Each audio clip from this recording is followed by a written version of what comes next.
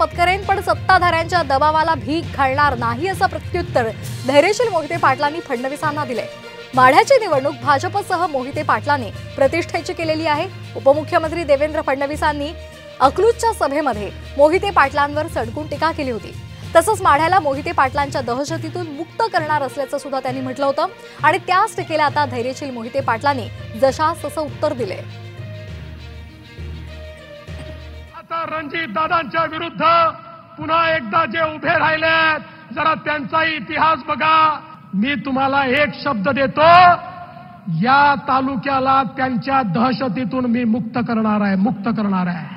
ही लोकशाही आहे, ही ठोकशाही नाही आहे। इथे अशा प्रकारे ठोकशाही ही चालू दिली जाणार नाही। रणजित दादांना पुन्हा दिल्लीला पाठवा। कमळाचं बटन दाबलं, वोट केवळ रणजित दादांना मिळत नाही, तुमचं वोट थेट मोदी साहेबांना मिळतं।